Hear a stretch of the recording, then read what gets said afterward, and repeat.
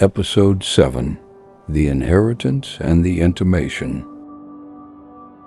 Arthur Harrison gestured for Ethan to take a seat, the panoramic city views serving as a silent, powerful backdrop to the gravity of their meeting. The old man settled back into his plush chair, his expression composed, but Ethan could sense a settled tension beneath the surface.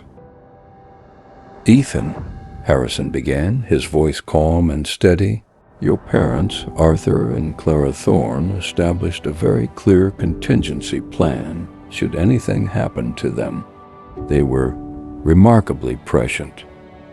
He paused, a flicker of sadness in his eyes. "They tasked me with ensuring your safety and, when the time was right, preparing you for the responsibilities that come with your birthright."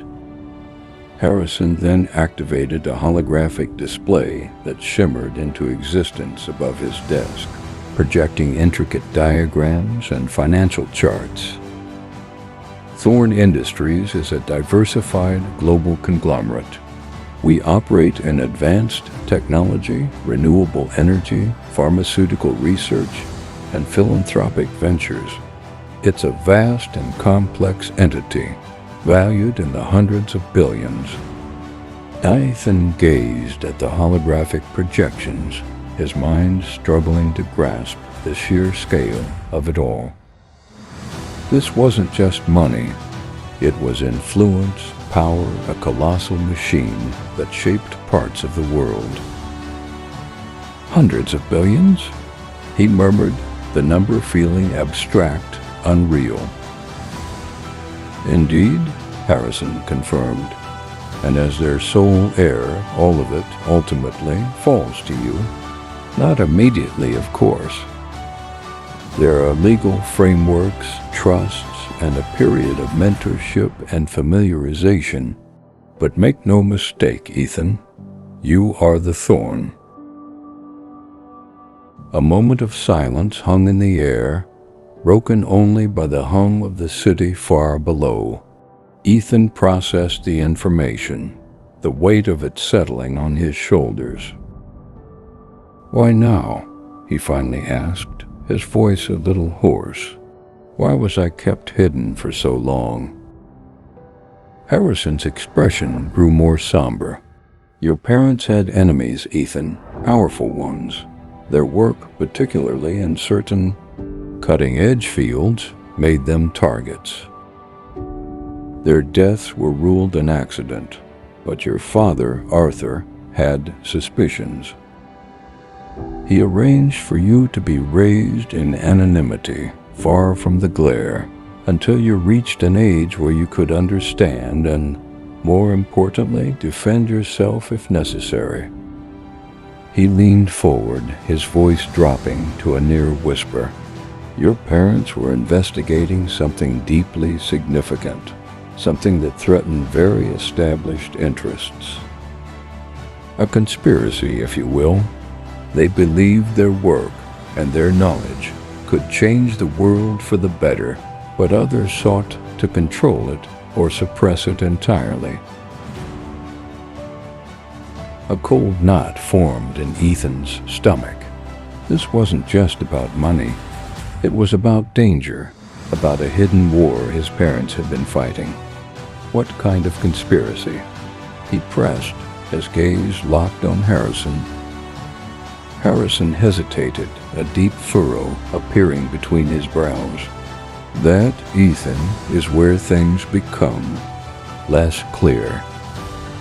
Your parents left behind a series of encrypted journals, hidden caches of information, and a network of trusted allies. They designed it as a puzzle for you to solve, a way for you to gradually uncover the full truth and to understand the stakes." He gestured to a sleek, unmarked tablet on his desk. "This tablet contains the first clue. It will lead you to the first hidden cache." Ethan reached for the tablet, his fingers tingling as they brushed against the cool, smooth surface. It felt heavier than it looked, imbued with the weight of secrets and a past he was only now beginning to reclaim. This wasn't just an inheritance, it was a quest. Episode 8: The Cryptic Invitation. Ethan clutched the sleek tablet as he left Thorn Industries, the weight of the conversation with Harrison pressing down on him. Billions, a hidden past, dangerous enemies, and a global conspiracy. It was an overwhelming torrent of information for someone who, just weeks ago, was an ordinary college student. The city lights seemed to twinkle with new, hidden meanings as he hailed a cab. Once back in the relative safety of his apartment, Ethan carefully placed the tablet on his small coffee table. Its screen glowed faintly, a single icon displayed, a stylized, intricate knot. He touched it, and a complex holographic map materialized above the device, showing various locations, some highlighted, others grayed out. A cryptic message appeared below the map. Seek the place where the city's heart once beat, now a silent sentinel of forgotten art. Ethan furrowed his brow, piecing together the riddle. City's heart? Forgotten art? His mind immediately went to the old Central Railway station, a magnificent architectural marvel that had been decommissioned decades ago and repurposed as a sprawling, avant-garde art gallery. It was a place he'd visited as a child with his guardians, drawn to its vast, echoing spaces. This had to be it. The next morning, fortified by caffeine and a restless night of planning, Ethan headed to the gallery. It was early, the usual crowds yet to descend, allowing him to observe his surroundings. He quickly spotted Maya, who had arrived discreetly, blending into the early morning visitors. They exchanged a subtle nod, a silent acknowledgement of their alliance. Ethan felt a surge of reassurance having her watchful eyes nearby. Armed with a tablet, Ethan navigated the cavernous halls of the gallery.